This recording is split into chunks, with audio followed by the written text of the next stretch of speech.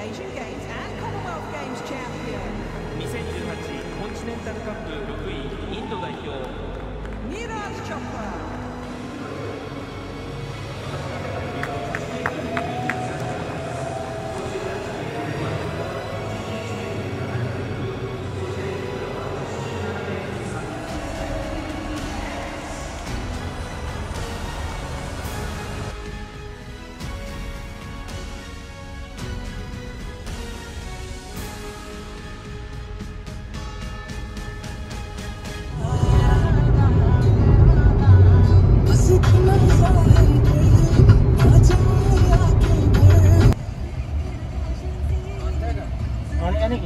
हाँ कितना होता है भाई?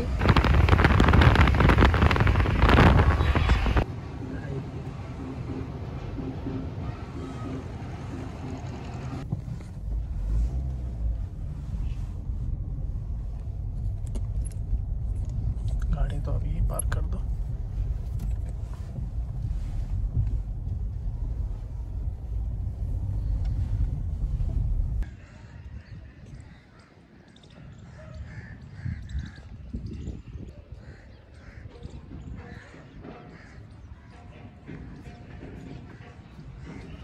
तो आप लोग का फ्यूचर अभी क्या, अभी आप लोग ट्रेन कर रहे हो उसके लिए, ओलंपिक्स के लिए या किसके लिए? कबड्डी तो ओलंपिक्स में गई है, एशियन चैंपियनशिप तक गई है, तो ट्रेनिंग तो चल रहा है। अच्छा अभी तो बहुत लंबी। हाँ हाँ कब है कबड्डी चैंपियनशिप, कब है सर?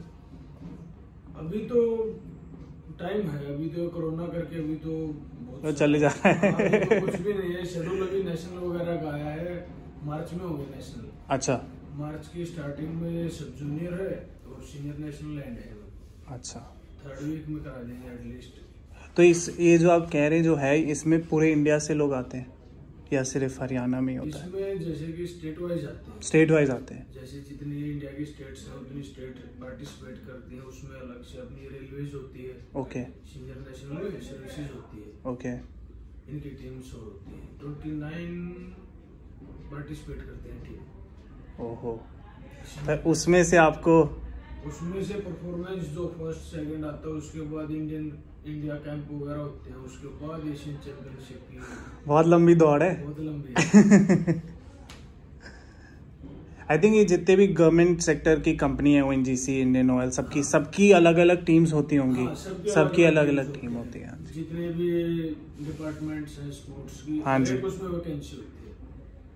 बट मतलब जैसे आप जिसके साथ जुड़े हो, जिस कंपनी के साथ, मतलब वो आपकी फिर गवर्नमेंट जॉब ही हो गई ना? वो फिर गवर्नमेंट जॉब है। हाँ, उसके लिए खेलते हैं फिर। हाँ, मतलब पर वो गवर्नमेंट जॉब जिंदगी भर रहेगी? हाँ, जिंदगी भर रहेगी। हम अच्छा, उसको रिप्रेजेंट करेंगे। जी जी जी मतलब हम उसकी तरफ से खेलेंगे। अभी हम खेलेंगे तो एनजीसी की तरफ से खेलेंगे। समझ। कहीं भी जाएंगे तो हमारी पूरी टीम जाएगी उधर पार्टिसिपेट। और जैसे मतलब मैं ऐसे जानना चाह रहा हूँ, जैसे कोई इंटरेस्टेड है कबड्डी में, तो फर्स्ट स्टेप क्या होता है? जैसे कोई 15-16 साल का, या स्टार्ट कैसे करते हैं इस फील्ड में?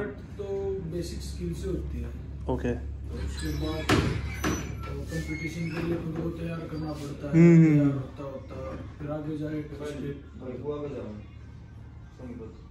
बात का और उसमें रजिस्टर एंट्री कर देता। लगे हुए हैं। हाँ, तो शरारती तड़े है ना, आप तो उसमें फोन छुपा लें, कुछ भी हरकत कर दें तो फिर सारी रिकॉर्डिंग होती रहती है लास्ट 5-6 मंथ तक की। कब तक की? 5 मंथ तक की रिकॉर्डिंग रहती है। 5 महीने तक की? हाँ।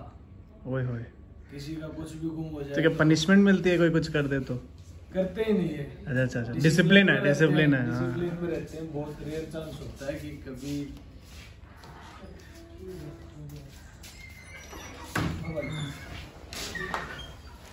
प्लेयर्स हैं जो बहुत अच्छी परफॉर्मेंस दे रहे हैं, जो प्रो कबड्डी में है, वो भी अभी उनकी 35 तक एज है, वो अभी तक परफॉर्मेंस दे रहे हैं। 35 तक आप जा सकते हैं? 35 एज। अच्छा, एज है उनकी 35? कबड्डी में प्लेयर्स खेलते हैं ना। हाँ, उनकी 35 ईयर 40 ईयर्स तक के प्लेयर हैं। अब वो अगर परफॉर्मेंस दे रहे हैं तो उनको परफॉर्मेंस दे रहे हैं। तो यंग लोगों का तो बहुत बाद में चांस आएगा। पहले तो उनकी रिटायरमेंट।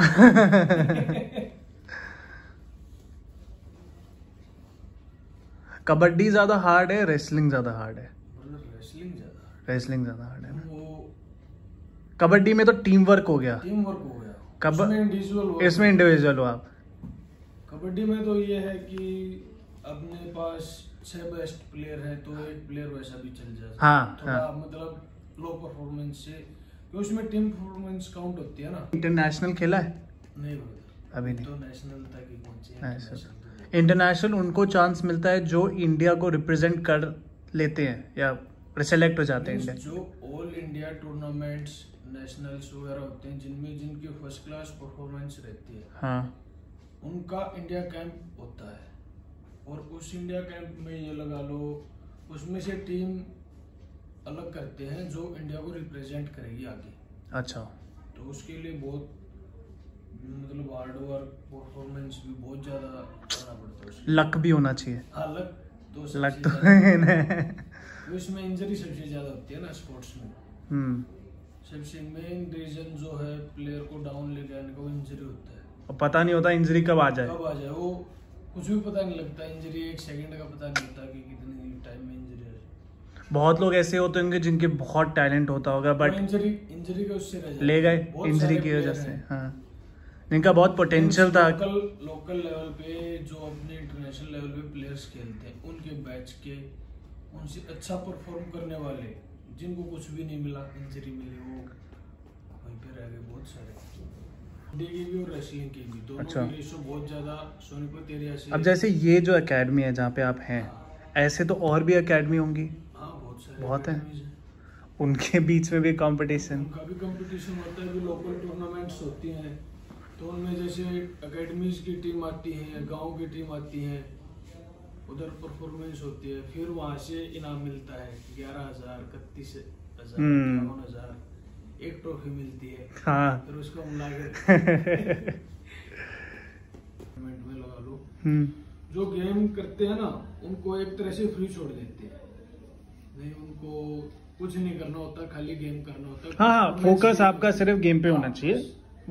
ये स्केल बट जो आपको खर्चे हैं या वो है, वो एनजीसी आपको मंथली कुछ देती होगी। नहीं, वो तो जैसे पे स्केल होती है ना, पे स्केल के हिसाब से जो भी है वही मिलता है। हाँ, मैं समझ। उसमें फिर हम उसके लिए परफॉर्म करते हैं, हाँ, तो फिर उससे तो आगे बढ़ते बोनस मिलता होगा ये सब। बोनस ये वगैरह सब। आई थिंक अभी जो बता रहे थे कि कुछ प्लेयर्स आ रहे हैं अभी ओएनजीसी के, कुछ अर्जुना अवार्डी या कुछ आ रहे अर्जुन हैं। अवार्डी हैं अपने ओएनजीसी में, ये लगा लो आप तकरीबन प्लेयर्स। नवनीत गौतम है, अर्जुन अवार्ड है उनको। अच्छा। जसवीर सिंह है, उनको अर्जुन अवार्ड है। मनप्रीत कोच साहब हैं, उनको भी एकलव्य अवार्ड, कौन सा था, ध्यानचंद अवार्ड मिला था उनको करंट में। अपने नीर कोच साहब इनको एकलव्य अवार्ड मिला हुआ। अच्छा, इनको भी मिला होगा। हाँ, और पर अभी सीख रहा हूँ ना, तो थोड़ी थोड़ी कभी कभी गलतियाँ हो जाती हैं। अच्छी है, नहीं बहुत अच्छा किया। 2-3 ट्रिक्स तो आपकी ऐसी थी कि मैंने भी कभी नहीं देखी। हाँ, देखी नहीं है। पत्ते वाली कैसी थी वो पता ही नहीं, लुक्स वाली, हाँ, लुक्स वाली वो पता नहीं लगता भाई कैसे जी जी किया। जी जी जी। तो बेसिकली ऐसी पहचाना कि पहली मतलब कबड्डी के बारे में उतना मुझे नॉलेज नहीं थी, तो पापा ने बताया कि आप लोगों को अवार्ड काफ़ी मिले हुए हैं और कैसे हैं, तो आप एक बार बताएंगे अपने बारे में थोड़ा सा। तो जैसे भैया मैं जसवीर सिंह, जी जी जी मैं अर्जुन वाडी जी। और ये नवनीत गौतम है, ये भी अर्जुन वाडी। हमारी टीम में दोनों ध्यानचंद वाडी भी है जो हमारे। जी जी जी। हमारे मनप्रीत 2 सिंह है। अर्जुन अवार्डी हैं, जसवीर सिंह और एक मैं, अच्छा। नवनीत गौतम मेरा नाम। जी। और मनप्रीत सिंह जी जो हमारे जीसी हैं, गेम्स कोऑर्डिनेटर, वो हमारे सीनियर हैं। वो अभी उनको ध्यानचंद अवार्ड मिला है कबड्डी का।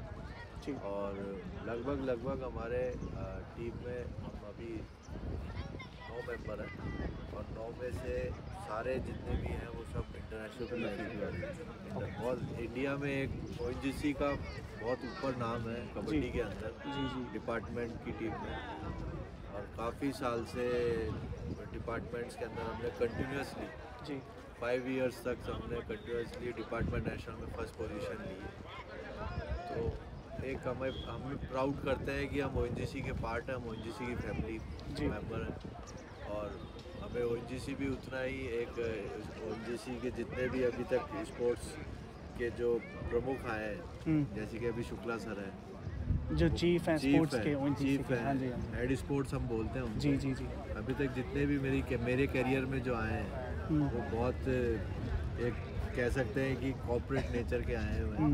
हमें बहुत एक फैमिली के जैसे रखते हैं, कोशिश करते हैं हमारे लिए कि इनको क्या नीड है, क्या ज़रूरत है, कैसे आपको फैसिलिटी मिलनी चाहिए, आपकी परफॉर्मेंस कैसे आप जानी चाहिए। तो सारे मेजर्स जो हैं वो एक्चुअली दे लुक आफ्टर है Yes. और पूरा ध्यान देते हैं। बिल्कुल, और उनके ऊपर हमारे एक गेम्स कोऑर्डिनेटर मनप्रीत सिंह जी हैं और एक नीर गुलिया जी जो अभी हमारे हाँ जी, नीर गुलिया जी भी एशियन गेम्स गोल्ड मेडलिस्ट है। तो काफ़ी एक हद तक हमारा एक मैच्योर टीम जिसे हम कह सकते हैं वो है जी।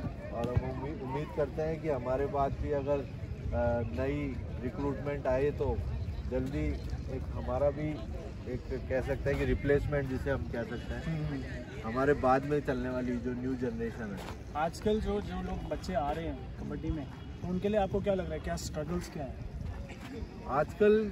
या जो पुराने टाइम्स में नहीं थे या अब ज़्यादा हार्ड हो गया है लोगों को घुसना? देखिए सर, एक आपने प्रो कबड्डी का नाम तो सुना हाँ, होगा कि प्रोफेशनल लीग चालू, जैसे आईपीएल है क्रिकेट आईपीएल का वैसे एक प्रो कबड्डी लीग चालू हुआ है।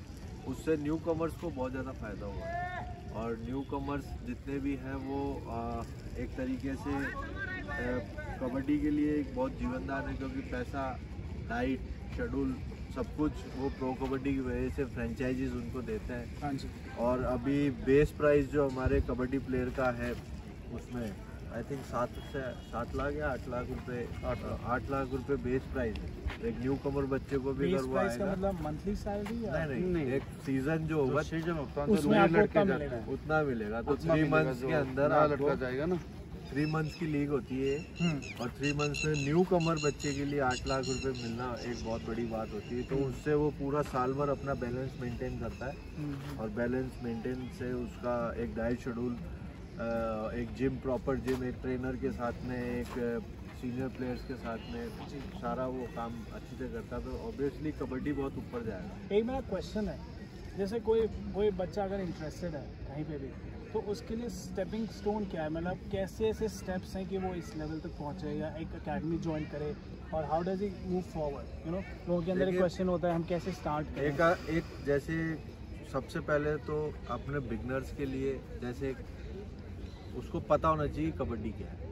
पहली पैशन होना चाहिए। पैशन होना चाहिए। ठीक है। वो पैशन तो बाय एक बर्थ होता है, बाय बर्थ, और एक तरीके से वो जब वो अपने फ्रेंड सर्किल में आएगा, जब वो मान लीजिए कि 12-13 इयर्स का होगा, 10 to 14 इयर्स के बीच में जो पैशन क्रिएट होता है वो पैशन वहीं क्रिएट होता है इसी एज में। वो सबसे पहले पैशन क्रिएट होगा जब उसको लगेगा कि मुझे भी कबड्डी खेलना है या जसवीर सिंह जैसे खेलना है, ये कबड्डी का इंडिया का स्टार है तो उसकी जैसे मुझे खेलना है। तो वो वैसे उस पैशन को लेके जब आएगा तो सेकंड स्टेप होगा एकेडमी, या कोई अपने गांव में या फिर मतलब एक सिटी के अंदर कोई क्लब है या एकेडमी है, वहाँ पे जाके वो अपना पूरा मेहनत करेगा वहाँ पे जाके। और उस मेहनत के अंदर जब वो एकेडमीज़ के जो मैनेजमेंट वाले हैं, कोचेज़ हैं, वो उनके ऊपर ध्यान देते हैं, फिर आगे जाके वो डिस्ट्रिक्ट्स अपने स्टेट्स चैम्पियनशिप्स खेलते हैं, ऑल इंडिया लेवल पे जाते हैं। जूनियर धीरे धीरे जैसे जूनियर बच्चा है, जूनियर बच्चा क्या करता है कि डिस्ट्रिक्ट लेवल पे टूर्नामेंट खेलेगा, फिर उसका स्टेट में सिलेक्शन होता है, स्टेट चैम्पियनशिप में।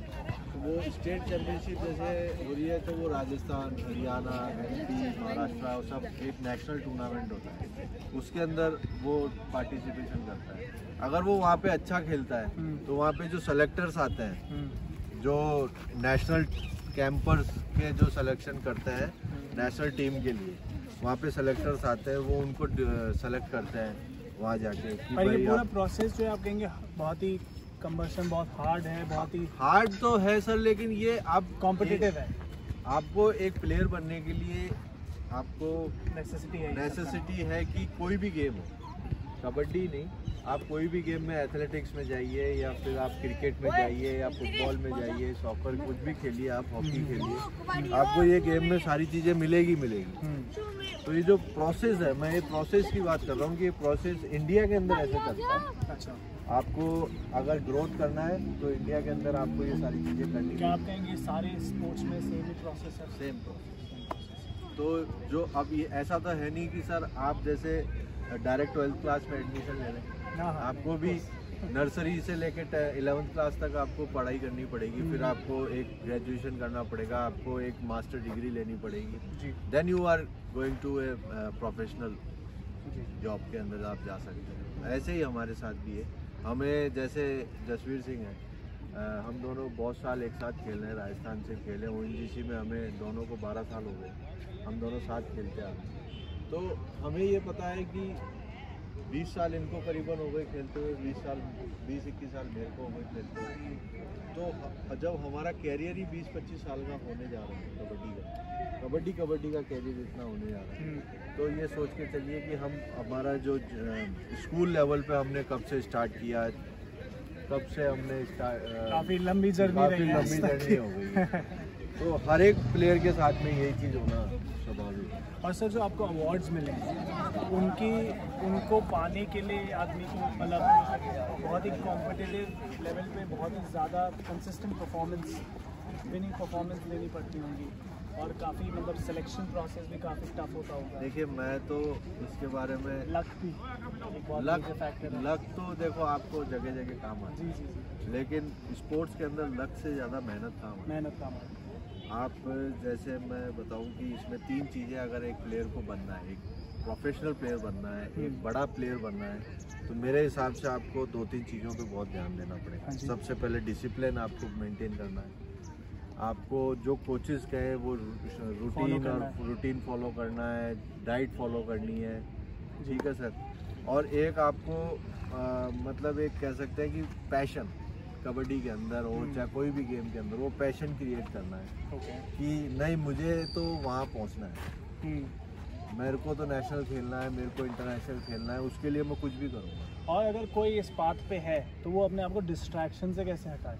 डिस्ट्रैक्शन सबकी लाइफ में आते हैं, सबकी लाइफ जब यंग होता है बंदा तो बहुत डिस्ट्रैक्शंस आते हैं। वो ड्यूटी देखिए कुछ तो देखिए अपने गार्जियंस के ऊपर भी हो सकता है, आपको कैसा माहौल मिल रहा है, उस माहौल को अपन कैसे क्रिएट करते हैं। अभी जैसे हम हैं, अभी हमने एक हमारा जो लाइफ है वो एक अकेडमीज़ में हमने जैसे SAI centre sports authority of India के सेंटर्स होते हैं, वहाँ पे हम गए, हम अपने गांव में खेले, हम अपने विलेज के साथ में हमने वहाँ पे बहुत टूर्नामेंट खेली है। एक हमारा पैशन था। अभी ऐसा तो मैं नहीं कह सकता कि पूरे इंडिया में अगर मान लीजिए कि 5 लाख बच्चे कबड्डी खेलते हैं, 5 लाख अभी बच्चे कबड्डी खेल रहे हैं, तो 5 के 5 ही 5 लाख सारे ऊपर जाएंगे या फिर एक लेवल को क्रिएट करेंगे। हाँ, उसमें से अगर कोई मोस्ट इम्पोर्टेंट जो 50 जो स्पोर्ट्स है, 50 प्लेयर्स हैं, वो जसवीर सिंह, जो प्रदीप नरवाल, या फिर एक हमारे जो कबड्डी आइकन्स हैं, उनके लेवल पे जाके टच हो सकते हैं। उसके लिए आपको डिस्ट्रैक्शंस, ये सब चीज़ें। एक और चीज़ है सर कि आज की तारीख में जब पूरे स्पोर्ट्स में मोबाइल एक ऐसी बीमारी है, उसको अगर आप बच्चों से दूर रखें, तो मैं आपके YouTube चैनल के माध्यम से यही कहना चाहता हूँ कि आप एक लिमिटेशन के तौर पर मोबाइल को सबसे ज़्यादा दूर रखें बच्चों से। एक टाइम पीरियड बांधा जाए उनके लिए कि आपको सिर्फ 2 घंटे मोबाइल, स्पेशली वो लोग जो एकदम प्रोफेशनली करियर बनाना चाहते हैं। नॉर्मल बंदा तो कुछ भी करे, प्रोफेशनल बंदे के लिए इट इज़ वेरी इंपॉर्टेंट कि हर चीज़ डिसिप्लिन से हो। 2 घंटे डिसिप्लिन बहुत ज़रूरी है। अगर आपका डिसिप्लिन नहीं होगा, आज के ज़माने में डिस्ट्रैक्शंस बहुत है ना, सोशल मीडिया के आने की वजह से फेसबुक, इंस्टाग्राम, ये सब बहुत डिस्ट्रैक्शन। सर आज की ये प्रॉब्लम क्रिएट हुई है, आप हर चीज़ की सुविधा बच्चों को दे रहे हैं। आज मेरा बेटा है, मेरा बेटा 9 साल का है, तो मैं 9 साल का बेटा ये कहता है कि पापा मेरे को फेसबुक करना है, मेरे को ये करना है, मेरे को, तो मैं मना नहीं कर रहा हूँ ना, इसका मतलब मैं अपने बेटे को खुद बिगाड़ने वाला। तो आप एक उसको अगर टाइम पीरियड बांधेंगे या टाइम पीरियड में एक लॉक करेंगे कि बेटा तेरे को सिर्फ 1 घंटा दे, बाकी 2 घंटे 3 घंटे तेरे को खेलना है, 3 घंटे तेरे को पढ़ना है, तो वो सारी चीज़ से आपको एक आपका फैमिली पीरियड टाइम आउट हो जाता है। और जैसे एक चीज़ पूछिए, जैसे क्रिकेट में लोग सचिन को मानते हैं, कोई कबड्डी, रेसलिंग, इसमें ऐसे कौन हैं जिनको लोग लुकअप टू करते हैं या आइडल समझते हैं? या सर ऐसे हमारे कबड्डी में बहुत सारे प्लेयर हैं जिनको मैं अपनी तरफ से मेरा आइडल मानता हूँ। ये अपने अपने आइडल्स हैं। क्योंकि कबड्डी देखो टीम गेम और क्रिकेट में कबड्डी है तो दोनों टीम गेम, लेकिन ये दोनों हमारे कबड्डी में man to man game. Man to man मतलब बॉडी कॉन्टैक्ट गेम। तो बॉडी कॉन्टैक्ट गेम में आपको कब कहाँ कैसे क्या हो सकता है, उसके लिए जैसे मैं ये दोनों एक साथ खेलते हैं तो मुझे ये पता है, मैं जैसे लेफ्ट कॉर्नर खेलता हूँ तो जसवीर को रेडर है, इसका जो एक पहचान है वो रेडर के ऊपर है। तो ये मेरे को पता है कि अभी जसवीर को क्या चाहिए या नवनीत को मेरे को ये कैसे करेगा, तो वो सारी चीज़ें हम दोनों के ऊपर कोऑर्डिनेशन से बॉडी कांटेक्ट हमारा कैसा होना चाहिए, हमारा एक कोऑर्डिनेशन किस तरीके से होना चाहिए, वो सारी चीज़ यहाँ पे आके चलती है। तो आइडल के ऊपर अगर बात करें तो मेरे तो 4-5 आइडल हैं जिनको मैं मान के चलता हूँ कि ये कबड्डी के एक बैकबोन है, इनके भी होंगे। जैसे कौन सा सर? जैसे संजीव कुमार है, एक शमशेर सिंह है हरियाणा पुलिस में, संजीव कुमार रेलवे में है, इन सबको भी पीसी रमेश है, इनको ये सब अर्जुन अवार्ड से इनको देख के हम बड़े हुए हैं। ये एक ऐसे प्लेयर्स हैं जो अपने आप में एक कबड्डी के जाने माने पुराने नाम थे। आज की पब्लिक नहीं जानेगी उनको, लेकिन हम जानते हैं। ये हमें जानेंगे, उसके बाद और कोई इनको जाने। स्पोर्ट्स में सबसे ऊंचा अवार्ड अर्जुन अवार्ड है। अर्जुन अवार्ड है, उसके बाद एक राजीव गांधी खेल रत्न अवार्ड है। राजीव गांधी खेल रत्न अवार्ड वो उन्हीं लोगों को मिलता है जो ओलंपिक गेम में हो। राजीव गांधी चौधरी। हाँ, अभी कबड्डी हमारा ओलंपिक में नहीं है, उसके लिए अभी काम चालू है। अच्छा। लेकिन जब तक मैं भी हम भगवान से ये प्रार्थना करेंगे कि हम नहीं तो हमारी नेक्स्ट जनरेशन, लेकिन कबड्डी ओलंपिक तक लेके जाए। आपको क्या लगता है इंडिया के अलावा और कौन सी अच्छी कंट्री है, लाइक सेकंड मोस्ट जो? ईरान है। ईरान अच्छी खेलती है। कोरिया है सर। कोरिया भी साउथ कोरिया है। अच्छा। पाकिस्तान है। अच्छा। और इंडिया क्या आप कहेंगे टॉप पे है अभी? इंडिया टॉप पे। इंडिया टॉप पे। आई थिंक जैसे इंडिया एक टाइम पे हॉकी में टॉप में था, हॉकी में भी एक बार नहीं, अभी हम ये नहीं कह सकते सर कि इंडिया टॉप में रहे, कब तक रहेगा, क्योंकि और कंट्रीज भी बहुत ज़्यादा अच्छे लेवल पे मेहनत करके आ रही है। तो उसको देखते हुए हम कोशिश यही कर रहे हैं कि आगे ठीक है। Thank you so much sir, अच्छा लगा आपसे मिलकर।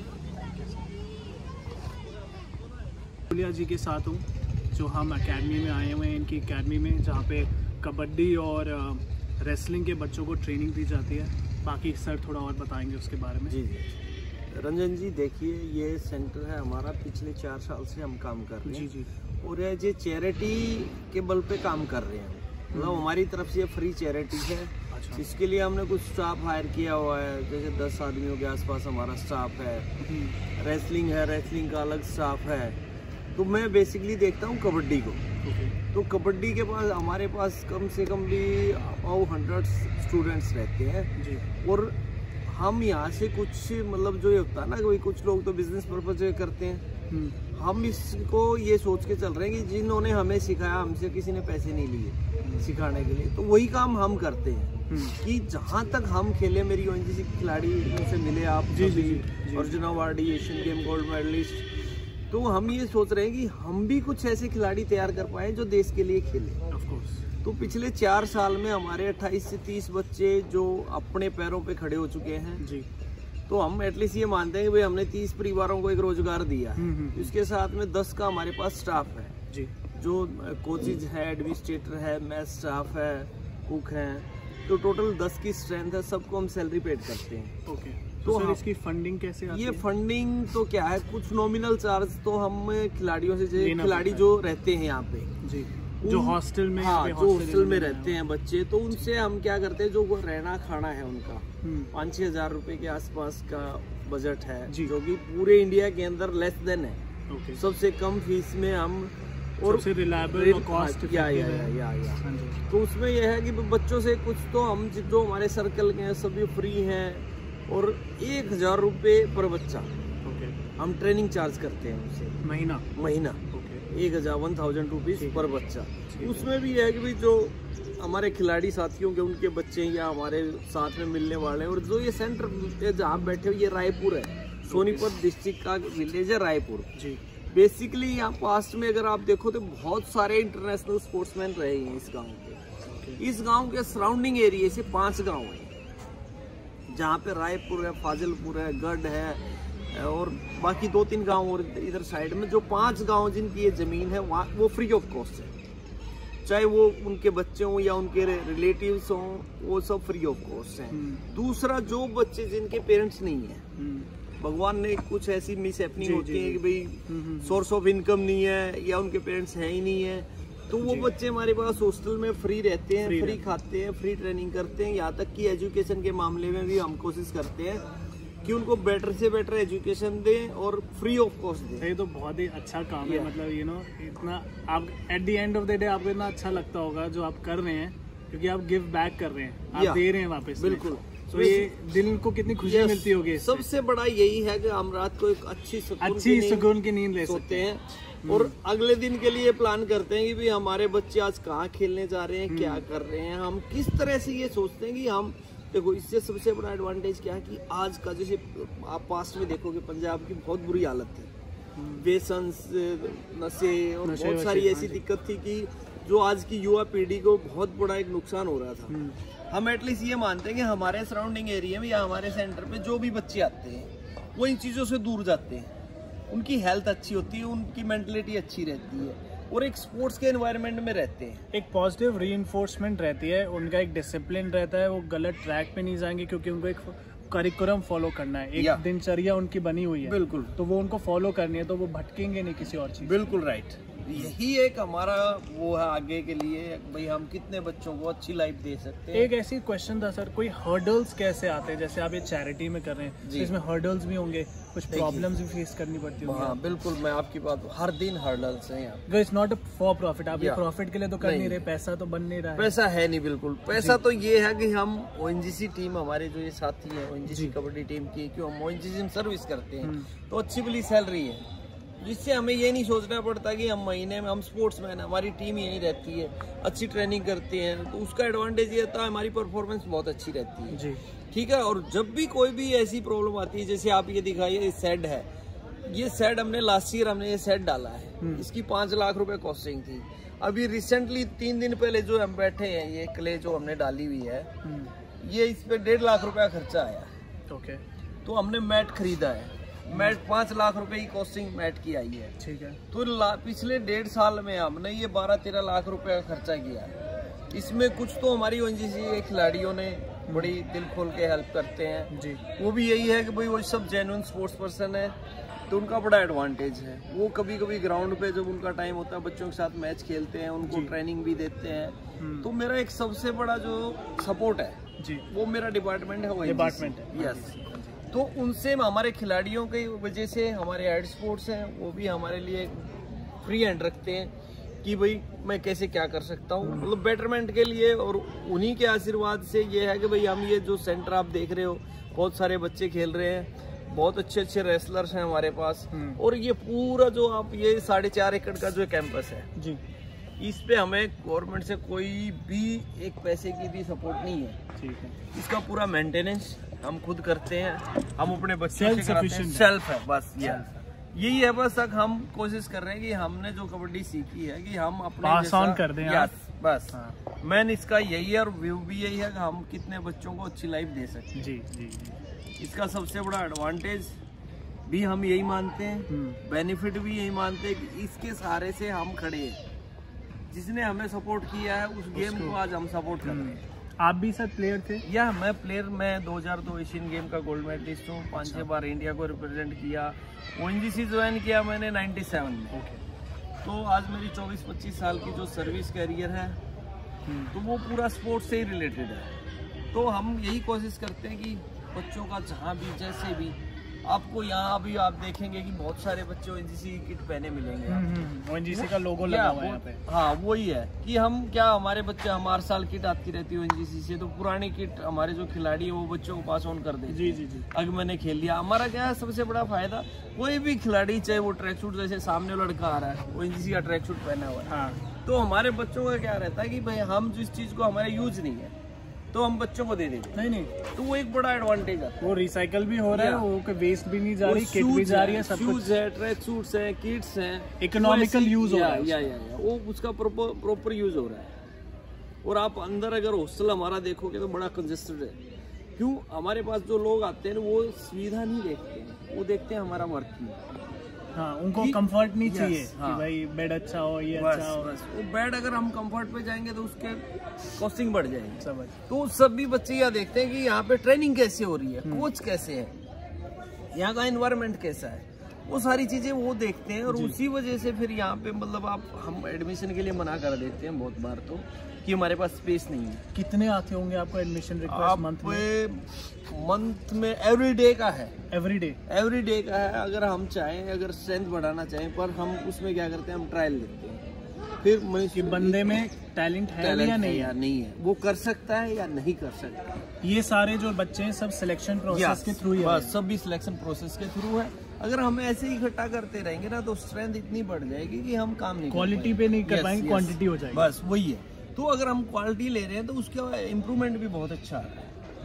तो वो एक बड़ा बेनिफिट है कि जो हमारी परफॉर्मेंस है, जो हमारी ओएनजीसी टीम है, ओएनजीसी टीम में भी हमारे यहाँ से बच्चे स्कॉलरशिप पे रहते हैं और वो हमारे अच्छी परफॉर्मेंस देते हैं, जिससे हमें भी हेल्प होती है। फिर हमारी टीम आपकी कंपनी, आपकी एकेडमी का भी नाम बनता है कि हाँ ये जो है परफॉर्म कर रहा है। बिल्कुल। आज आप हमारे पास देखो, हरियाणा तो है, दिल्ली, पंजाब, यूपी, तो ये सारे बच्चे अलग अलग जगह। हाँ, यस। इट्स नॉट कि ये सराउंडिंग एरिया से। मिलवाता हूँ अलग अलग। आंध्रा से भी बच्चे हैं हमारे पास, कर्नाटका से भी बच्चे हैं हमारे पास, यूपी से भी है, एमपी से भी है, दिल्ली से भी है, महाराष्ट्र से भी बीच बीच में आते रहते हैं। हर स्टेट से बच्चे आते हैं। जी। तो कोशिश यही रहती है कि भाई हमारे पास जो एक आस लेके अगर कोई बच्चा आ रहा है ना, तो उसको बेस्ट से बेस्ट हम कैसे ट्रेनिंग दें, कैसे उसका इम्प्रूवमेंट करें, कैसे उसकी एजुकेशन को इम्प्रूव करें, तो हर एक चीज पे काम चलता है। जी। नहीं, आप जो भी काम कर रहे हैं सर, बहुत ही अच्छा काम कर रहे हैं। बस इसमें क्या है कि ये सब ऊपर वाले ने, हम ये की बात मान रहे हैं, हम किसी एक की भी लाइफ बचा पाए ना। हमारे आपको मैं आपको दिखाता हूँ, हमारे जो सबसे 2 छोटे एथलीट्स आ रहे हैं। ये 2 आ रहे हैं। यस, हेलो, काम यस, कैसे हैं? एक बार है ना यहाँ पे, अभी आप एक बार ढेकली मार के दिखाओ। ये अच्छा है, देखिए अभी। चलिए ये देखो, ये ओनली 3-4 ईयर का बच्चा है अभी। ये 3-4 साल का है। हाँ, बस। ये दोनों सिस्टर्स हैं। चलो आप भी दिखाओ बेटे। ये सिस्टर्स हैं। हाँ, ये सिस्टर्स हैं। ये क्या है, हमारे गरीब फैमिली से हैं बच्चे। ये इनके पेरेंट्स को किसी ने बोला कि लड़कियां गेम नहीं कर सकती। दंगल चल रहा है यहाँ पे। दंगल की स्टोरी चल रही है। मैं बोला लड़कियां क्यों नहीं कर सकती, ये आउटस्टैंडिंग टैलेंटेड बच्चे हैं हमारे। और ये डेली, अभी भाई साहब रविंद्र जी आइए, इधर आइए, ये इनके कोच है। और एक नहीं, आप ये बहुत छोटे छोटे जो बच्चे हैं ना, इन सबको रविंद्र जी कोचिंग करते हैं। आइए रविंद्र जी, ये आप एक बाइट, 1-2 मिनट आप बैठिए। तो रविंद्र जी बताइए, आपको जो ये छोटे बच्चों को आप ट्रेनिंग देते हैं उसमें क्या प्रॉब्लम आ रही है या कैसा फील होता है, या इनके जब बच्चे घर से आते हैं तो पेरेंट्स कैसे देखते हैं इस चीज़ को? क्योंकि लड़कियों को आई थिंक उतना बढ़ावा नहीं दिया जाता है इस स्पोर्ट के लिए, तो क्या कैसे उसको ओवरकम कैसे करते हैं? कई बार तो सर ऐसा करते हैं, जैसे ये जो माहौल है यहाँ का, पहले ऐसा नहीं था। अच्छा, जब गुलिया साहब आए तब यहाँ का अच्छा माहौल हो गया। मैं मानता हूँ कि इससे अच्छी जगह नहीं है, आई थिंक कहीं भी नहीं है यहाँ हरियाणा में। और लगता कैसा है, जब ये लड़कियाँ, खासकर ये लड़कियाँ, ये 3 बहनें हैं, इनके पेरेंट्स को इनकी मम्मी चाहती थी कि ये स्पोर्ट्स में जाएं, और गुलिया साहब जो और परिवार है इनका, वो नहीं चाहते थे। तो गुलिया साहब ने बहुत अच्छा एक वो वीडियो बनाया, तो उनको मोटिवेट करने के लिए कि जब वो आएंगे तो हाँ, तो इससे बस ऐसा ही है। पर आपको लग रहा है अभी और लोग चेंज हो रहे हैं, मेंटालिटी चेंज हो रही है? छोटे छोटे वीडियो क्लिप बना के गुलिया साहब की मैं दिखाता हूँ। हाँ जी। ओके। जितना ये छोटी बच्ची है, वो ब्रदर है छोटे वाला, उसकी बिटिया है, सेम एज है, फर्स्ट सेकंड में पढ़ती है।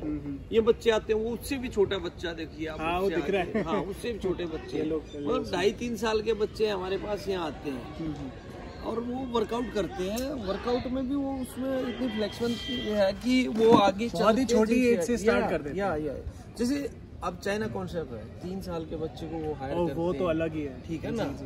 आज अगर हमारे ये 2 बच्चे हैं, चलो अगर हम इनको इधर बेटा इनको हम जिमनास्ट बनाना चाहें और हमारे पास फैसिलिटीज है वो, तो ये इजीली जिमनास्टिक कर सकते हैं बहुत अच्छे लेवल पे। अभी नमस्ते बेटा, ये देखो अभी ये कौन सी क्लास में पढ़ते हो आप? सेकंड में। क्या नाम है आपका? जिज्ञासा। ठीक है ना। ऐसे ये प्री में और फर्स्ट में ये ऐसे बच्चे हैं। जी। तो इस एज में जो बच्चे स्पोर्ट्स के अंदर आएंगे ना, उनका इम्प्रूवमेंट बहुत अच्छा रहेगा। ऑफ कोर्स एक तो उनकी बॉडी उनकी वैसे ही मोल्ड हो जाएगी। बिल्कुल। तो बॉडी मोल्ड का मीनिंग ही ये है कि उसको समय के अनुसार, अभी वो छोटी बच्ची आ रही है, वो हार्डली 3 ईयर ओल्ड है। येलो में। हाँ 3 ईयर ओल्ड है। हाँ तो ये इनको ये नहीं पता है स्पोर्ट्स क्या है, इनको ये रहता है कि हमें खेलना है। हम ग्राउंड पे जाएंगे, हम खेलेंगे, हमें सर से हेलो कम, तुम आ जाओ गोदी में। नमस्ते नहीं किया अंकल को। नमस्ते। कैसे करते हो नमस्ते? अरे राम। आप क्या खेलने आते हो यहाँ पे? क्या खेलने आते हो आप यहाँ पे? दीदी के साथ। हाँ, इनको ये नहीं पता कि हम क्या खेलने आते हैं यहाँ पे। बस ये है कि इनको 4 बजे नहीं, इनको ग्राउंड पे आना है। अभी देखो फ्रूट कैसे फ्रूट डाल के दिया हुआ है। अगर जब इसको भूख लगेगी तो वो फ्रूट खा लेंगे। इनके फादर एक इंटरनेशनल स्पोर्ट्स पर्सन है, रेसलर है, वो अभी आ गए हैं उधर, मैं आप लोगों को मिलवाऊंगा। तो हमारे बहुत सारे बच्चे हैं, उस तरफ भी देखेंगे बहुत सारे बच्चे खेल रहे हैं। और ऐसा नहीं है कि हम उन बच्चों को केयर नहीं करते। हमारे जैसे रविंद्र जी हैं या और हमारे कुछ साथी हैं, स्पेशली इन बच्चों के पीछे रहते हैं अगर कोई मिसहैपनिंग ना हो जाए। और प्रॉपरली इनका वर्कआउट चलता है, इनकी क्लास चलती है, क्लास में वर्कआउट बिल्कुल इनके साथ में खेलते हैं, बॉल गेम खेलते हैं, ये स्किल करती हैं, अपना पूरा प्रॉपर वर्कआउट करते हैं, तो ये चलता रहता है। Okay bye bye, Ram.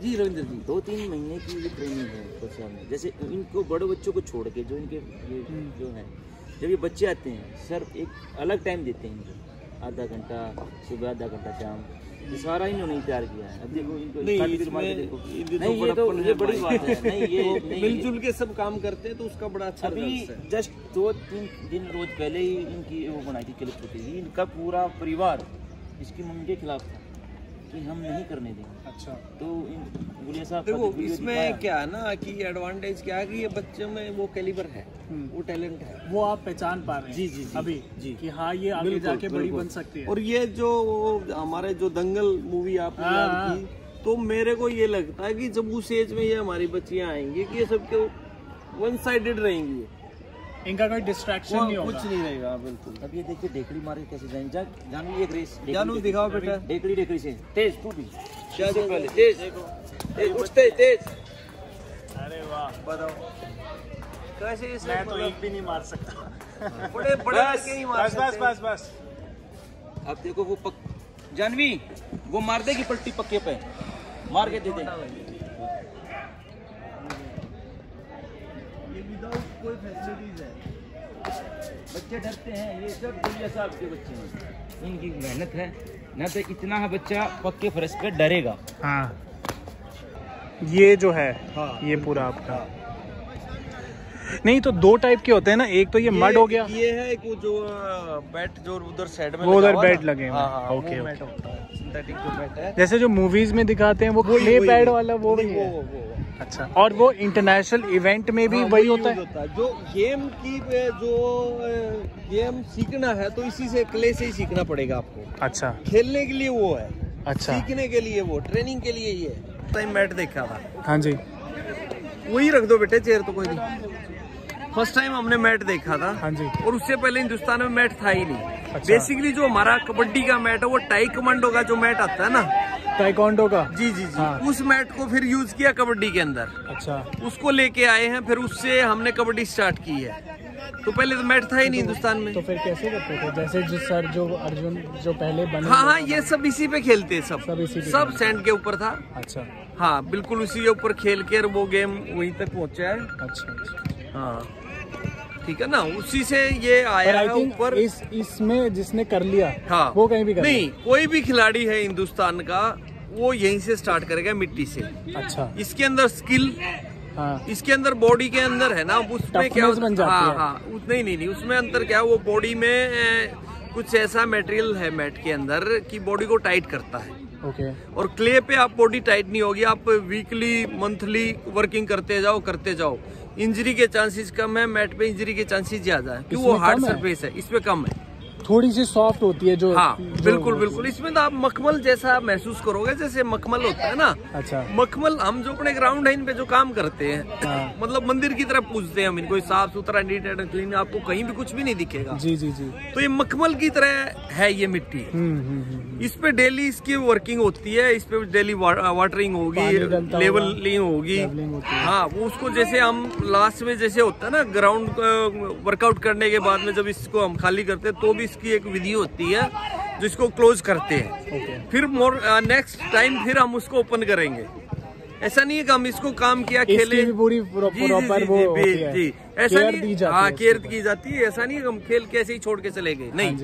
इसका भी सिस्टम है, वो उसी के अनुसार काम होता है। इसमें जैसे अगर बारिश आ जाए तो ये खराब हो जाएगा। हाँ, बारिश आ जाएगा, ये गीला हो जाएगा। पर इसमें क्या है, एक दिन मान लो बहुत ज्यादा रेन आ गई तो ये गीला हो जाएगा, तो इसको छोड़ देते हैं। फिर 1-2 दिन के बाद में फिर पानी खत्म हो जाता है। समझा। वैसे भी इसकी थोड़ी हाइट ऊपर रखते हैं हम, जो पानी साइड में निकल। रंजन जी हैं हमारे GM है, उनके बेटे। ये रजनीश पहलवान है, इंटरनेशनल पहलवान है।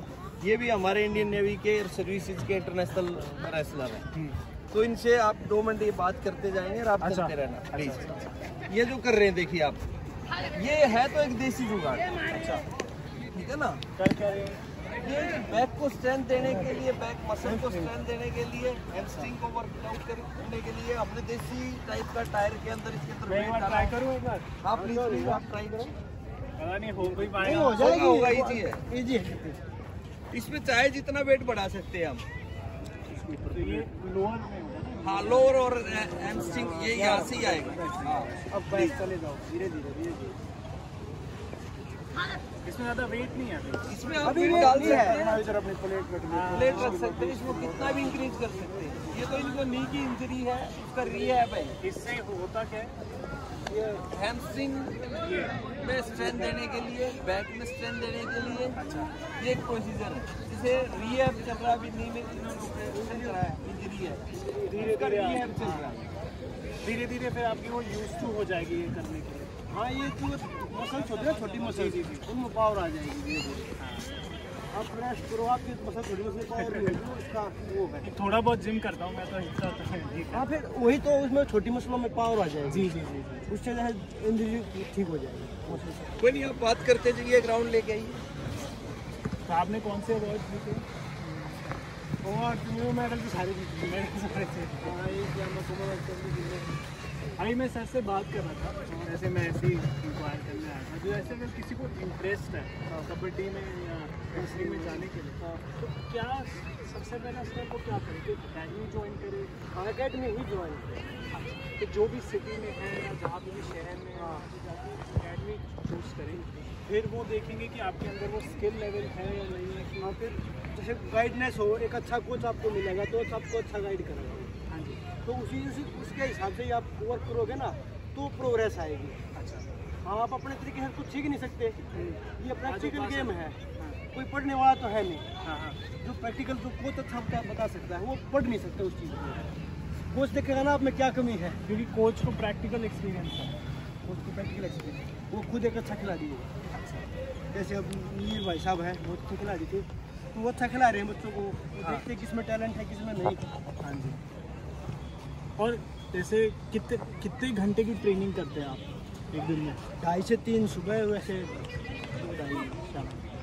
और डाइट कैसी रहती है? डाइट तो वैसे बहुत अच्छी डाइट खाते हैं। अच्छा, और नॉन वेज या वेज? सब कुछ जो दोनों होता है। कोई वेज होता है, कोई नॉन वेज, अपने ऊपर होता है। ये तो पर ज़्यादा प्रोटीन होता है।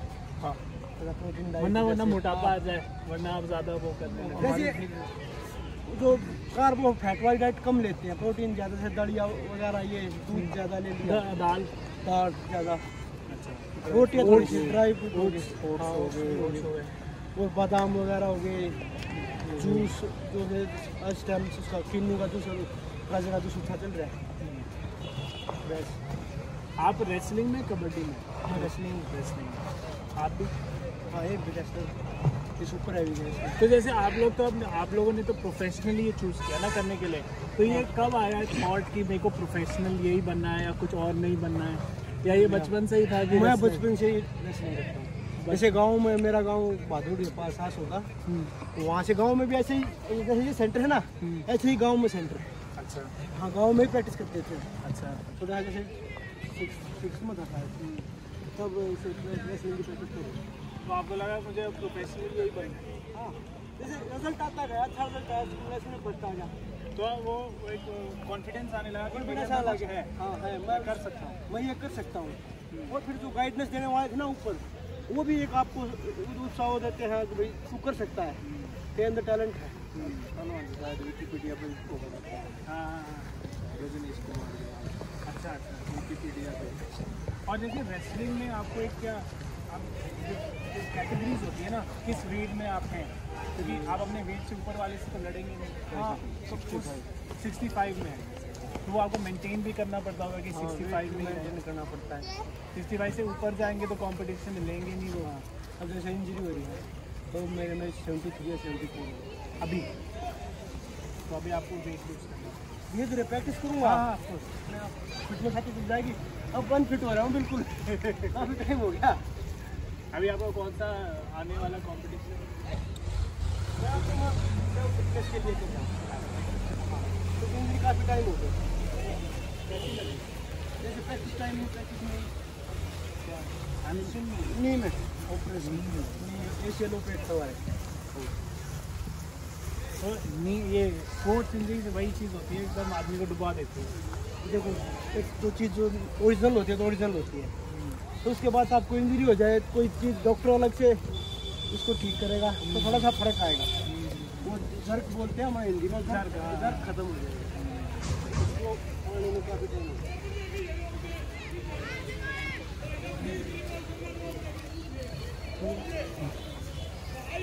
एक्चुअली मेरा ना एक YouTube चैनल है। अच्छा। तो मैं वो सर से मिलने आया था, क्योंकि वो मेरे पापा यूनिवर्सिटी में।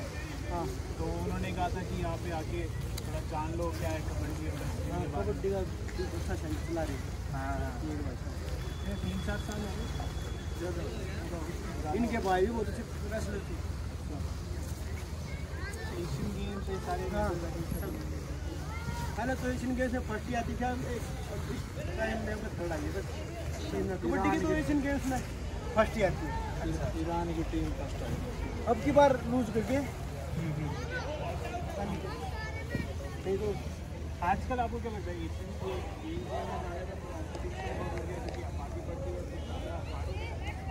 बात ही नहीं, टेक्निकल ज़्यादा होगी, बच्चे होशियार हो। बेसिकली ये हमारा जिम एरिया है। अच्छा,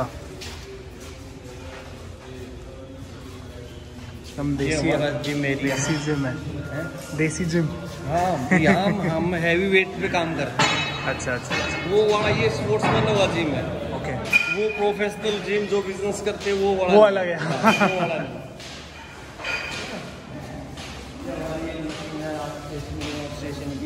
इसी में बाकी सारा ओपन वेट से काम होता है, लूज वेट होता है ना, हैवी वेट सारा उसी से काम होता है। ये खड़े खड़े स्किल अपना यूज कर रहे हैं।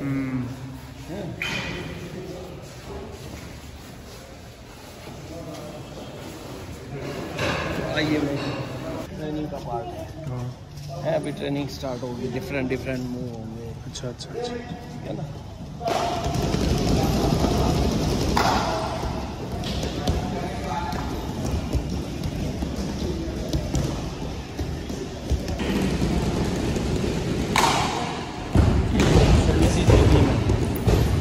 जो कि नेशनल के लिए प्रिपरेशन कर रहे हैं।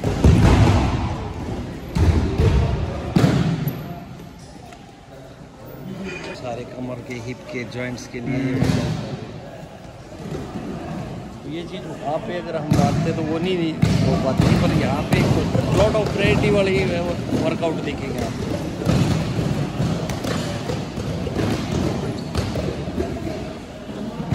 इंडिया लेवल पे काम करते हैं, इंडियन टीम के साथ में काम करते हैं, रेसलिंग लीग में काम करते हैं, उन्हीं के साथ में फिर उन्हीं की वजह से ये सारा चलता है। ठीक है ना। तो वो हैवी वेट वाले आएंगे, हमारे यहाँ 125 kg तक के रेसलर हैं। अच्छा, वो सबका अपना वो है, उनके पार्टनर अलग अलग हैं।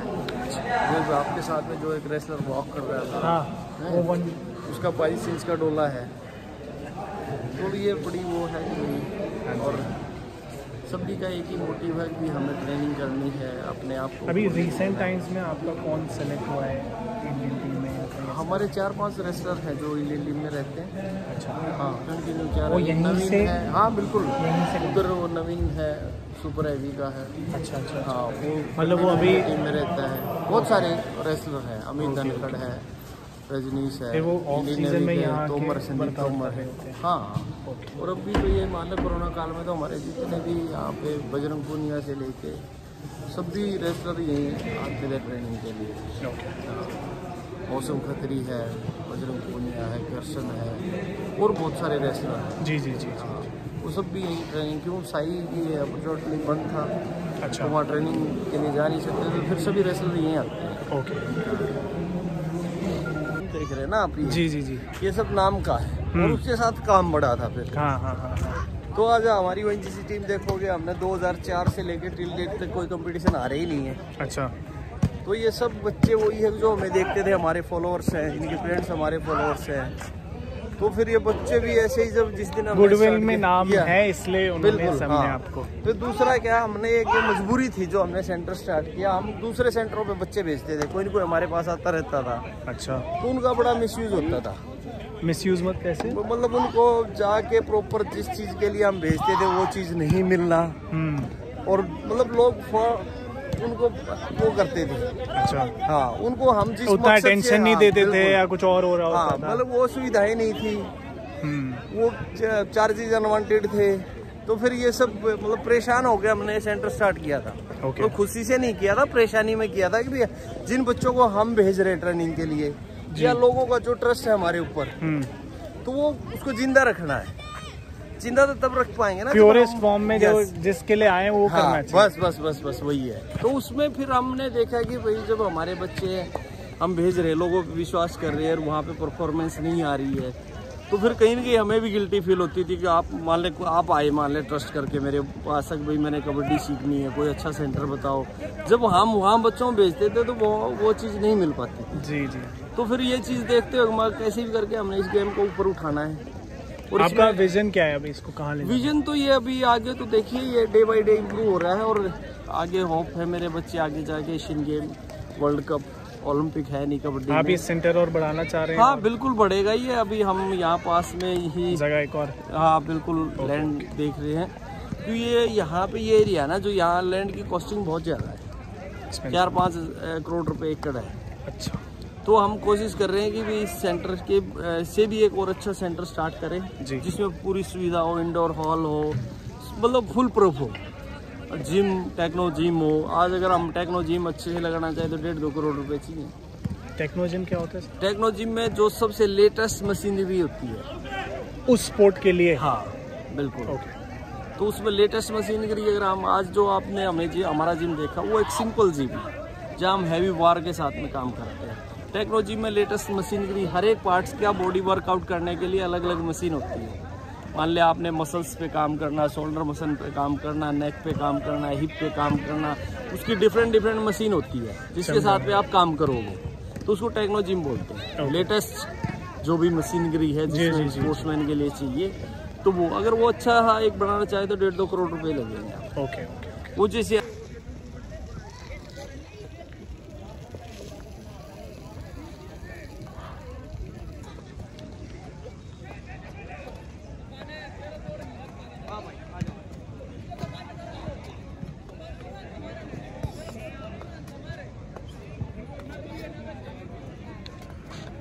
रेसलिंग की प्रिपरेशन कर रही है अभी से, उसके लिए अपना जो भी इस 3-4 साल की उम्र में स्टार्ट हो जाते हैं, कंपटीशन भी हो जाते हैं? कंपटीशन नहीं, कंपटीशन अभी थोड़े टाइम, जब इनका टाइम आएगा कंपटीशन।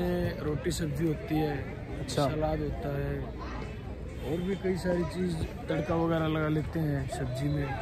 नहीं, अब जैसे अगर ऐसे आजकल मैं ना बॉडी बिल्डिंग कर रहा हूँ, बॉडी बिल्डिंग नहीं, जिम कर रहा हूँ, तो मैं जानना चाह रहा हूँ, जैसे मैं अंडा तो खाता हूँ, बट और क्या चिकन खा लेता हूँ, अंडा खा लेता हूँ, और क्या जैसे जो तो रेसलर जो खा रहा होता है करता है ना कि आप बहुत सारा घी खाओ, दूध खाओ, दही खाओ, तो मुझे ऐसा लगता है कि मैं मोटा ना हो जाऊँ।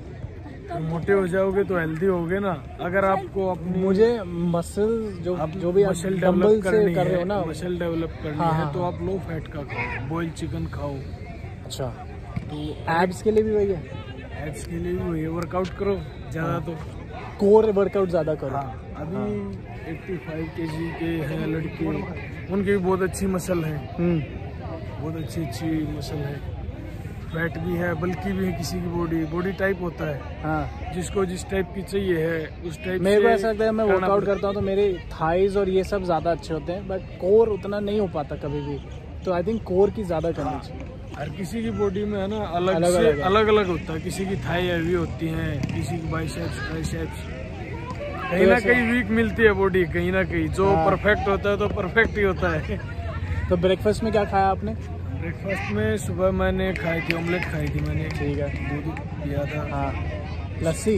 हाँ ठीक है, स्वीट लस्सी। फिर लंच? हाँ, फिर लंच किया, लंच के बाद फ्रूट्स वगैरह खा लिए थे थोड़े बहुत।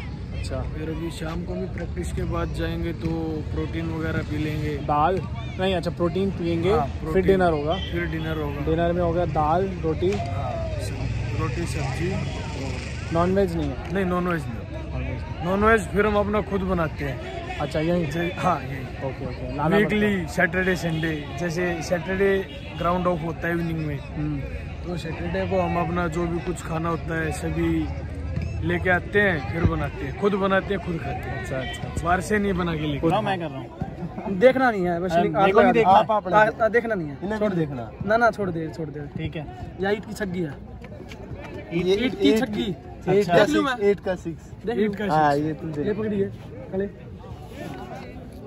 एक और दिखा रहा हूँ, देखियो नहीं तुम देख लो। हाँ, मैं देखूंगा, मैं बता रहा हूँ ना, पहले बता के देखूंगा। यहाँ है चिड़ी की चौकी, चिड़ी की चौकी, चिड़ी की चौकी देख लो। Club 4 of club. एक पत्ता मैं निकाल लूँ, या हुक्म की तिग्गी है। ठीक है,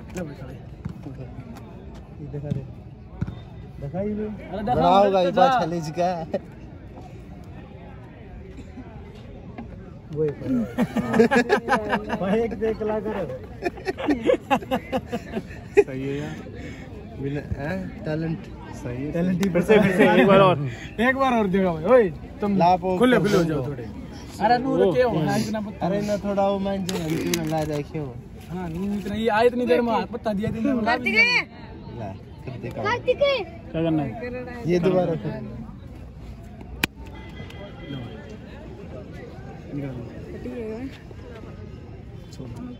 या चिड़ी की तिग्गी, ठीक है, चिड़ी की तिग्गी। या का ना होई, या का ना जाओ ना। तो अरे यार आ जाओ तुम। अरे वो जाग रहा कुछ कर लो यार यार। वही सेम कार्ड है, फिर पिछले वाला ही है। यह है हुक्म का गुलाम। ठीक है जी, आगा ना रहा, अगर आ जाओ तो मत देख लियो इसका। एक बार निकाल लूं। या चिड़ी की दुग्गी, इसका ये बताने के वो या चिड़ी की दुग्गी।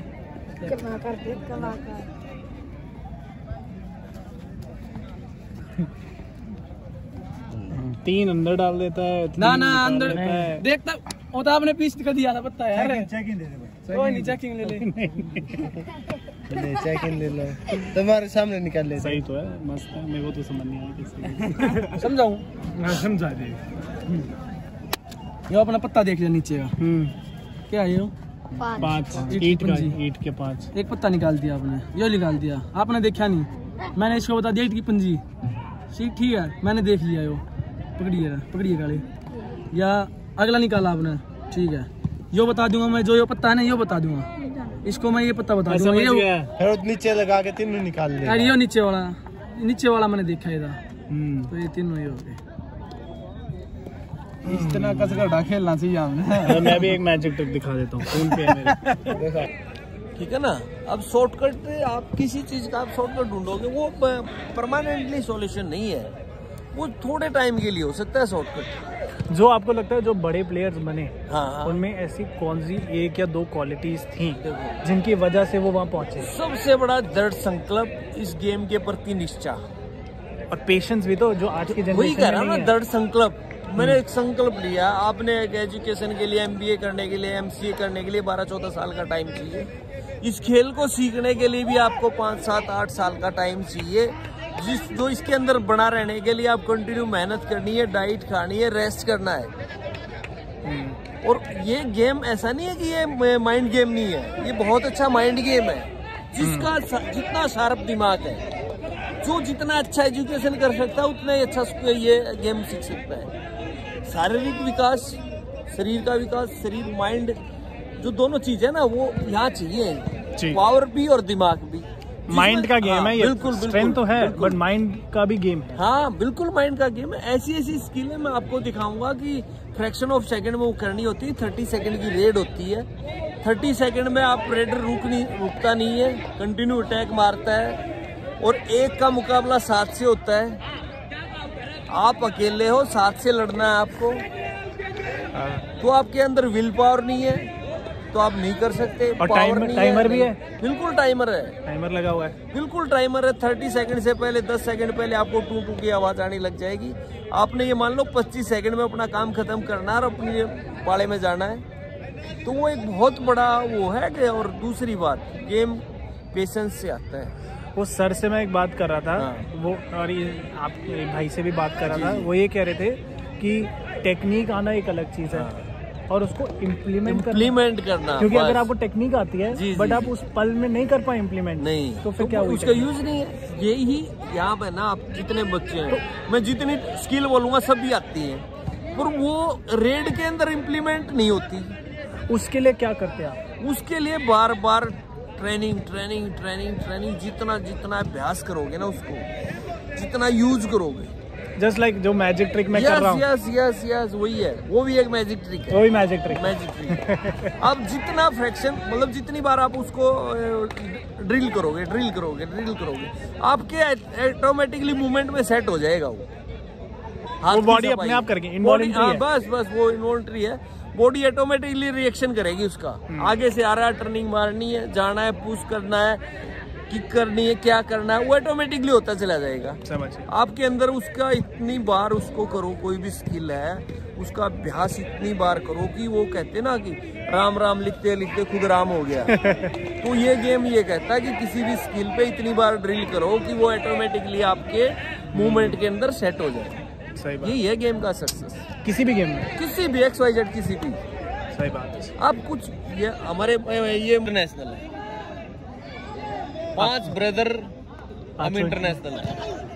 कौन से स्पोर्ट्स में? मेरे बड़े भाई हैं रेसलर, उससे बड़े भाई कबड्डी प्लेयर है, मैं खुद कबड्डी प्लेयर हूँ। मेरा छोटा भाई शॉर्टपुटर एथलीट्स है जो यहीं पे काम कर रहा है। हमारा चाचा है वो रेसलर है। रेसलिंग, कबड्डी, एथलेटिक्स, मतलब 3 गेम में हम मेरी ही परिवार। स्पोर्ट्समैन के उसमें फैमिली और बैकग्राउंड का बहुत वो अहम रहता है, बहुत बड़ा अहम होता है। अगर आपकी फैमिली स्पोर्ट्स में नहीं होती देन।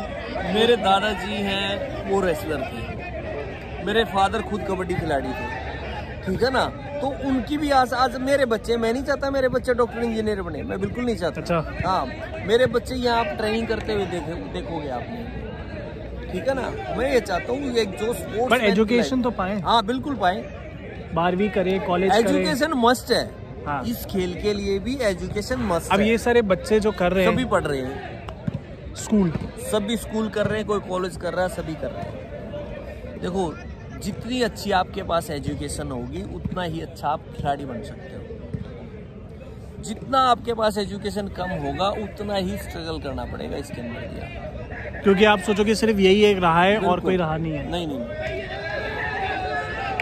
एजुकेशन तो हर चीज में कंपलसरी है। आप खिलाड़ी हो, पहले हमारे पुराने खिलाड़ी होते थे, मीडिया को फेस करने के लिए जाते ही नहीं थे, और आज के जो नए यंगर खिलाड़ी हैं वो भाग के इंटरव्यू देते हैं। हम प्रो कबड्डी लीग में काम करते हैं, बहुत सारे हमारे खिलाड़ी हैं, अच्छे स्टार खिलाड़ी जिनको बोलना ही नहीं आता है, जिनको बात ही नहीं करना नहीं आता है, और वो अच्छे खिलाड़ी हैं। उनमें एक हेजिटेशन है, मैं बात क्या करूं, कैसे करूं। और आज आपने जो एनजीसी टीम से बात की होगी, जब हम टीम को लेके चलते तो हमारे बच्चे ऐसे थे, कोई मीडिया के सामने जाने के लिए डरता था। हमने धीरे धीरे उनको मोटिवेट किया, भाई आपको अपनी प्रोग्रेस भी तो करनी है, खिलाड़ी अच्छे हो तो आपको बताना भी तो पड़ेगा। अब उतना अच्छा बोलने वाला भी चाहिए ना, वक्ता भी चाहिए ना। तो वो सारी चीजें हैं कि हम खिलाड़ियों को यहाँ भी हम अपने बच्चों को कहते हैं, भाई आप इंट्रोडक्शन नहीं दे पाए तो आप क्या करोगे। भाई कहीं भी जॉब के लिए जाते हैं आप, तो सबसे पहले ये कहेंगे आप अपना इंट्रोडक्शन दीजिए। जो वही नहीं दे पाओगे आप करोगे क्या? सही बात है, ठीक है ना। तो ये सारी चीजें हैं कि जो एक खिलाड़ी को हम सिखाते हैं, और जिसको गुड वैल्यूज, यस। उसको देखो, यहाँ तक की बात है, उसको बोलने का ढंग, उसका बिहेवियर कैसा है, उसके कपड़े पहनने का ढंग, हर चीज हम बच्चों को सिखाते। Grooming, yes. उसको हर चीज सिखाते हैं। बेटे बाहर जा रहे हो आप, कैसे आपने, हम खिलाड़ी ऐसा होता है कि जो अभी इस एज में बहुत ज़्यादा जाते हैं, जो बाहर लोकल गांव के अंदर टूर्नामेंट खेलने जाते हैं, ठीक है ना। तो हम उनको यही बताते हैं, बेटे दूसरे के गांव में जा रहे हो, आपका भी रिप्रेजेंट आपको करना है। बिल्कुल आपको।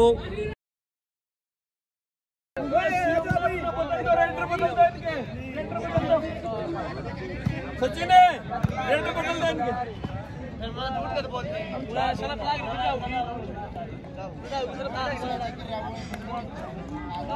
जी, इनका नाम है भाई का, हमारे का। ये अखाड़ा कमेटी है पूरा जो देख रहे हो ना। अच्छा। ये भाई साहब के अपने जो कमेटी के मेंबर हैं, इनकी खासकर देख रहे, और भी हमारे कुछ साथी हैं जो इसको पूरे को देखते हैं, मेंटेन करते हैं। अच्छा। उनमें से एक है भाई जी, ये हमारे सोमेश रंजन जी, हमारे एक जीएम है, उनके बेटे हमारे ओएनजीसी में, ठीक है ना। आज स्पेशली है कि स्पोर्ट्स का एनवायरनमेंट पे खिलाड़ियों से बात करने के लिए दिल्ली से आए हैं, नवेदा से। और ये खुद कनाडा में सेटल है, वहीं जॉब करते हैं। एक यूट्यूब चैनल चलाता है। हाँ, मैजिक के लिए थोड़ा सर से मिलने आया था, सर का इंटरव्यू लिया। बस सेवा दी हो कि थैंक यू सर। ओके, काफी अच्छा लगा सर आप। और यार कोई ये चीजें आपको वहाँ नहीं मिल पाती। नहीं, आपने इतने प्यार से पूरा समझाया, बताया। अभी यहाँ देखो, ये हमारा रायपुर स्पोर्ट्स स्टेडियम, हमारे रेसलिंग कोच हैं कुलदीप जी, साथ में कबड्डी कोच है नीर गुलिया जी, बड़े गर्व से नाम लिखा हुआ है, वो ही काम करते हैं। तो हमारा ये अभी ये रेसलिंग हॉल आपने देखा, अब आगे हमारा स्विमिंग पूल है। मैं आपको स्विमिंग पूल दिखाता हूं। ये हमारा स्विमिंग पूल है। ओके। अभी तो ये आपको दिखाऊंगा, ये जो देसी टाइप के हमारे जो होते हैं ना, जो अखाड़ों के अंदर जो स्विमिंग पूल होते हैं, ये देखो ये स्विमिंग पूल है। इसमें क्या है, और ये इसी जो हिंदुस्तान की जो रेसलिंग है ना, वो इन्हीं अखाड़ों से स्टार्ट हुई थी। मिट्टी का अखाड़ा, इसकी मिट्टी में हमारी में अलग ही खुशबू है, इसमें अलग ही खुशबू है। इसके अंदर नहीं जा सकते आप, हाँ, ठीक है ना। ये देखो, इसमें अलग ही खुशबू मिलेगी आपको, ठीक है ना। इसमें अलग ही एक इसका अलग ही मजा है। मखमल तो आर्टिकल ही है। तेरी एक वीडियो बना सब।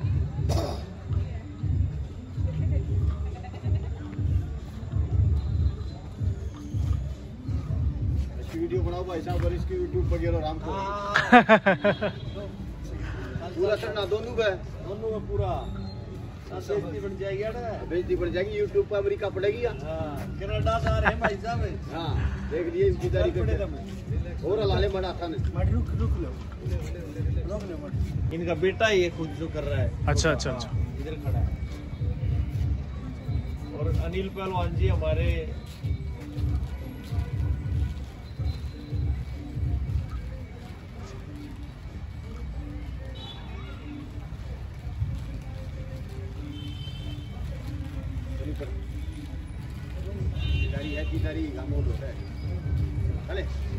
शाबाश।